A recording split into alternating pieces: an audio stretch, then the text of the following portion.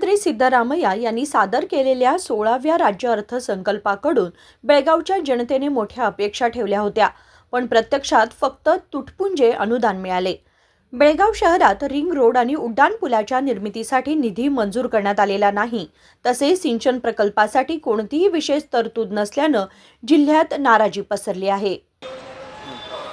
ಏನು ಇವತ್ತು ರಾಜ್ಯದ ಮುಖ್ಯಮಂತ್ರಿಗಳು ನಮ್ಮ ಕರ್ನಾಟಕದ ಬಜೆಟನ್ನು ಮಂಡನೆಯನ್ನು ಮಾಡಿದ್ದಾರೆ।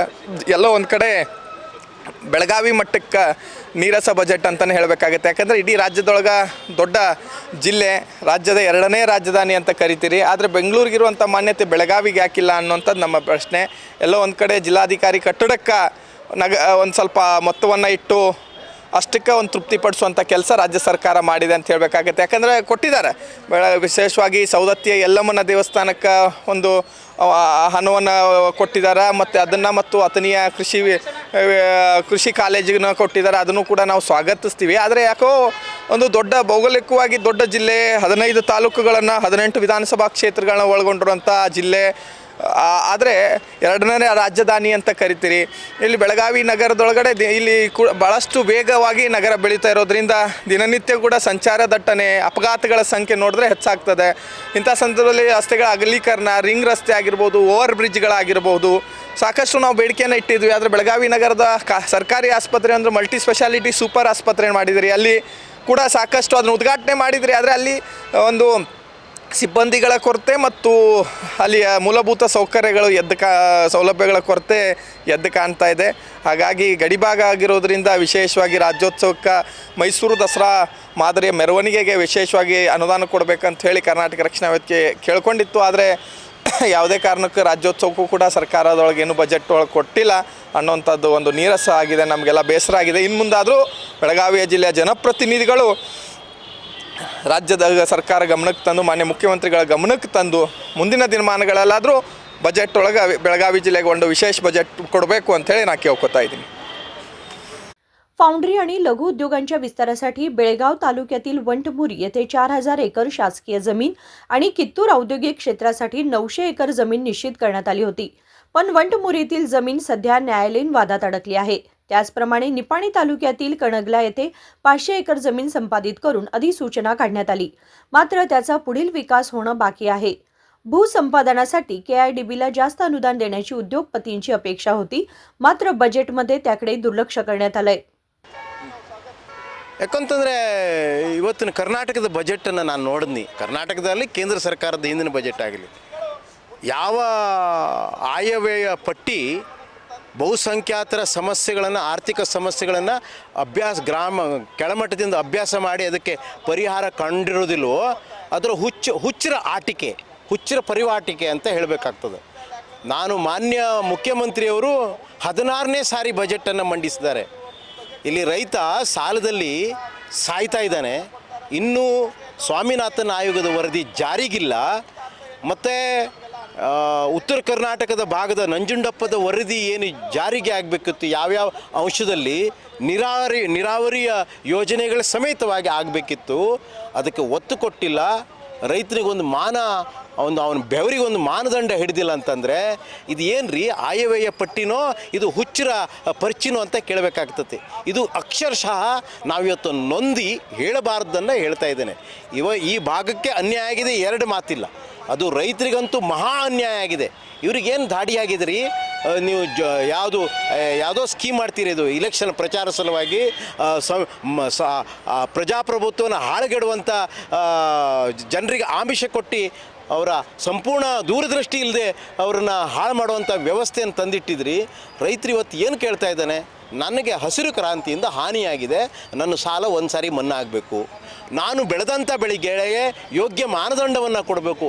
APMC ಸಾಯಿಸ್ತಾ ಇದ್ದೀರಲ್ರಿ, ಬೆಳಗಾವಿ APMC ಸತ್ತಿದೆ, 100-200 ಕೋಟಿಗಿಂತ ಹೆಚ್ಚು ಖರ್ಚು ಮಾಡಿ ನಿಮಗೆ ಎಂಜಲು ತಿನ್ನೋಕ್ಕಾದರೂ ಏನು ನನಗದೇ ನಿಮ್ಮದು ಆಯವ್ಯವ ಅಲ್ವೇ ಅಲ್ಲ, ಇದು ಹುಚ್ಚಿರ ಸಂತೆಯ ಪರಿಚಯ ಅಂತ ಹೇಳಬೇಕಾಗ್ತದೆ। ನನಗೆ ದುಃಖದಲ್ಲಿ ಹೇಳಬೇಕಾಗಿರುವಂಥದ್ದು, ರೈತರಿಗೆ ನ್ಯಾಯ ಆರ್ಥಿಕವಾಗಿ ಒಂದು ಭದ್ರತೆ ಕೊಟ್ಟಿಲ್ಲ, ಅದು ಹುಚ್ಚರ ಪಟ್ಟಿನೇ ಅಂತ ಹೇಳಬೇಕಾಗ್ತದೆ। प्रकाश नाईक, कर्नाटक राज्य रईत संघ। अर्थसंकल्पात अथणी तालुक्यात 50 खाटांचे माता बाल रुग्णालय आणि कृषी महाविद्यालय स्थापन करण्याची घोषणा करण्यात आली आहे। ಈಗ ಮಾನ್ಯ ಮುಖ್ಯಮಂತ್ರಿಗಳು 2025-26ನೇ ಬಜೆಟನ್ನು ಘೋಷಣೆ ಮಾಡಿದ್ದಾರೆ. ಬೆಳಗಾವಿಗೆ ವಿಶೇಷ ಅನುದಾನ ಬಿಡುಗಡೆ ಮಾಡಬೇಕಾಗಿತ್ತು. ಯಾಕಂದರೆ ಈಗಾಗಲೇ ನಮ್ಮ ಕರ್ನಾಟಕದಲ್ಲೇ ಬೆಳಗಾವಿ ಒಂದು 4 ಜಿಲ್ಲೆಗಳನ್ನು ಹೊಂದಿದ ದೊಡ್ಡ ಜಿಲ್ಲೆ ಆಗಿದ್ದದ. ಆದರೂ ಸಹಿತ ಇಲ್ಲಿ ಸುವರ್ಣಸೌಧ ಇದೆ. ವರ್ಷಕ್ಕೊಮ್ಮೆ ಬಂದು ಇಲ್ಲಿ ಅಧಿವೇಶನ ಮಾಡ್ತಾರೆ. ಹಲವಾರು ಭರವಸೆಗಳನ್ನು ಕೊಟ್ಟು ಹೋಗಿರ್ತಾರೆ. ರೈತರಿಗಿರ್ಬೋದು, ಜನಸಾಮಾನ್ಯರಿಗಿರ್ಬೋದು, ನೇಕಾರರಿರ್ಬೋದು, ಆಮೇಲೆ ಉತ್ತರ ಕನ್ನಡ ಅಭಿವೃದ್ಧಿ ಬಗ್ಗೆ ಇರ್ಬೋದು, ಬೆಳಗಾವಿ ಅಭಿವೃದ್ಧಿ ಬಗ್ಗೆ ಮಾತಾಡಿ ಹೋಗ್ತಾರೆ. ಆ ಸಹಿತ ಈ ಬಜೆಟ್ನಲ್ಲಿ ಬೆಳಗಾವಿಲಿ ಹೇಳ್ಕೊಂಥ ಯಾವುದೇ ಒಂದು ಘೋಷಣೆ ಮಾಡಿಲ್ಲ ಅವರು. ಇಲ್ಲಿ ಫ್ಲೈಓವರನ್ನು ಮಾಡಬೇಕಾಗಿತ್ತು, ಘೋಷಣೆ ಮಾಡಬೇಕಾಗಿತ್ತು. ಬಜೆಟ್ ಬಿಡುಗಡೆಯಲ್ಲಿ ಅದಕ್ಕೆ ಅನುದಾನ ತೆಗೆದಿಡಬೇಕಾಗಿತ್ತು. ಈಗಾಗಲೇ ಬೆಳಗಾವಿ ನಗರ ಸಂಚಾರ ಜನದಟ್ಟೆ ಭಾಳ ದೊಡ್ಡದಾಗಿದೆ. ಯಾವುದೇ ಸರಿಯಾದ ಒಂದು ದೊಡ್ಡ ರಸ್ತೆಗಳಿಲ್ಲ. ಮತ್ತು ಮುಖ್ಯವಾಗಿ ಏನಂದರೆ ಇದು ಮಹಾರಾಷ್ಟ್ರ, ಗೋವಾ ಮತ್ತು ಕರ್ನಾಟಕ ಎಲ್ಲ ಸೇರ್ತಕ್ಕಂಥ ಕೇಂದ್ರ ಬಿಂದು ಬೆಳಗಾವಿಯಾಗಿದ್ದದೆ. ಆಮೇಲೆ ಅದರ ಜೊತೆಯಲ್ಲಿ ನಮ್ಮ ನೇಕಾರಿಗೆ ಒಂದು ವಿಶೇಷವಾದ ಅನುದಾನ ಬಿಡುಗಡೆ ಮಾಡಿ ಇಲ್ಲಿ ಪ್ರತ್ಯೇಕವಾದ ನೇಕಾರ ಕಾಲನಿಗಳನ್ನು ಸ್ಥಾಪನೆ ಮಾಡುವ ಮುಖಾಂತರ ಆ ಒಂದು ಬಡ ನೇಕಾರರಿಗೆ ಉದ್ಯೋಗ ಅವಕಾಶಗಳನ್ನು ಮಾಡಿಕೊಳ್ಳಲಿಕ್ಕೆ ಅನುವು ಮಾಡಿಕೊಡಬೇಕಾಗಿತ್ತು. ಅದು ಸಹಿತ ಬೆಳಗಾವಿಯ ಉದ್ಯಮ ಭಾಗದಲ್ಲಿ ಹಲವಾರು ದಶಕಗಳಿಂದ ನಮ್ಮ ರಾಷ್ಟ್ರ ಮಟ್ಟದಲ್ಲಿ ಏನು ಬಿಡಿ ಭಾಗಗಳನ್ನು ತಯಾರು ಮಾಡ್ತಕ್ಕಂತಹ ಒಂದು ಕೇಂದ್ರ ಬಿಂದು ಬೆಳಗಾವಿಯಾಗಿದ್ದದೆ. ಆ ಕೈಗಾರಿಕೆಗೆ ಒಂದು ಅನುದಾನ ಬಿಡುಗಡೆ ಮಾಡಿ ಅವರಿಗೆ ಪ್ರೋತ್ಸಾಹ ಕೊಟ್ಟಿದ್ದಾಗಿದ್ದರೆ ಬೆಳಗಾವಿಯಲ್ಲಿ ಒಂದು ಕೈಗಾರಿಕೆ ಉದ್ಯಮ ಬೆಳೀತಿತ್ತು. ಹೀಗಾಗಿ ಬರ್ತಕ್ಕಂಥ ದಿನಗಳಲ್ಲಿ ಒಂದು ಮಾನ್ಯ ಮುಖ್ಯಮಂತ್ರಿಗಳ ಗಮನ ಹರಿಸಿ ಬೆಳಗಾವಿ ರಾಜ್ಯದ 2ನೇ ರಾಜಧಾನಿ ಅಂತ ತಾವೆಲ್ಲ ಮಾತಾಡ್ತೀರಿ. ಚೆನ್ನಮ್ಮನ ನಾಡು ಅಂತ ಹೇಳ್ತೀರಿ, ರಾಯಣ್ಣನ ಒಂದು ಕೆಚ್ಚದ ಊರು ಅಂತ ಹೇಳ್ತೀರಿ. ಆದರೂ ಸಹಿತ ಈ ಒಂದು ಸ್ಥಳದಲ್ಲಿ ಅಭಿವೃದ್ಧಿ ಆಗಬೇಕಾಗಿದ್ದರೆ ರಾಜ್ಯ ಸರ್ಕಾರ ಬರ್ತಕ್ಕ ದಿನಗಳಲ್ಲಿ ಹೆಚ್ಚಿನ ಒಂದು ಮುತುವರ್ಜಿ ವಹಿಸಿ ಅನುದಾನ ಬಿಡುಗಡೆ ಮಾಡೋ ಮುಖಾಂತರ ಇದೊಂದು ಸ್ಮಾರ್ಟ್ ಸಿಟಿ ಅಂತ ನಾವು ಕರಿತಾ ಇದ್ದೀವಿ. ಇದಕ್ಕೊಂದು ಒಳ್ಳೆಯ ಕಿರೀಟ ಆಗಬೇಕಾಗಿದ್ದರೆ ಬಜೆಟ್ನಲ್ಲಿ ಅನುದಾನವನ್ನು ಕೊಡುವ ಮುಖಾಂತರ ಅಭಿವೃದ್ಧಿಗೆ ಒಂದು ಹರಿಕರಾಗಿ ಮಾನ್ಯ ಮುಖ್ಯಮಂತ್ರಿಗಳು ಒಂದು ಮುಂದಿನ ದಿನಗಳಲ್ಲಿ ಕ್ರಮ ಕೈಗೊಳ್ಳಬೇಕಂತ ನಿಮ್ಮ ಜನತೆಯ ಮುಖಾಂತರ ತಮ್ಮಲ್ಲಿ विनंती ಮಾಡ್ತೇನೆ ಸರ್. ಶ್ರೀನಿವಾಸ್ ತಾಳೂಕರ್, कन्नड ಪರ ಹೋರಾಟಗಾರರು, ಬೆಳಗಾವಿ. बेळगाव, बागलकोट, विजयपूर, गुलबर्गा आणि मंड्या जिल्ह्यात मिळून 3000 हेक्टर क्षेत्रावर मृदा व जल व्यवस्थापन, कचरा व्यवस्थापन, पाणी बचत आणि पोषक तत्व संतुलनासाठी साखर कारखान्यांच्या सहकार्याने योजना राबवली जाणार आहे. तसेच बेळगावसाठी नव उद्योजकांसाठी विशेष पर्यावरण विकास योजनेची घोषणा करण्यात आली आहे. सन्मान्य ಶ್ರೀ ಸಿದ್ದರಾಮಯ್ಯನವರು ಕರ್ನಾಟಕದ ಮುಖ್ಯಮಂತ್ರಿಗಳು ಮತ್ತು ಹಣಕಾಸಿನ ಸಚಿವರು ತಮ್ಮ ಬಜೆಟನ್ನು ಕರ್ನಾಟಕದ ಜನತೆಗೆ ಕೊಟ್ಟಿದ್ದಾರೆ. ಒಂದು ರೀತಿಯಲ್ಲಿ ಇವತ್ತು ಅವರು ನೀಡಿದ ಬಜೆಟ್ಟು ಆಶಾದಾಯಕವಾಗಿದೆ. ಆದರೆ ಅವರು ತಮ್ಮ ಬಜೆಟ್ನಲ್ಲಿ ಹೇಳಿದಂತೆ ಕೇಂದ್ರ ಸರ್ಕಾರದಿಂದ ಕರ್ನಾಟಕಕ್ಕೆ ಏನು ಹಣಕಾಸಿನ ನೆರವು, GST ಪಾಲು ಎಲ್ಲ ಬರಬೇಕಾಗಿದೆ ಅಂತ ಏನು ಹೇಳಿದ್ದಾರೆ, ಅದು ಎಲ್ಲ ಬಂದರೆ ಸರಿ ಹೋಗ್ತದೆ ಅಂತ ನಾನು ಹೇಳ ಬಯಸ್ತೀನಿ.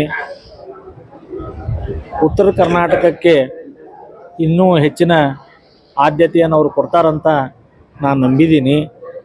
ನಂಜುಂಡಪ್ಪ ವರದಿಯ ಅನುಷ್ಠಾನ ಯಾವ ಹಂತದಲ್ಲಿದೆ, ಅದನ್ನು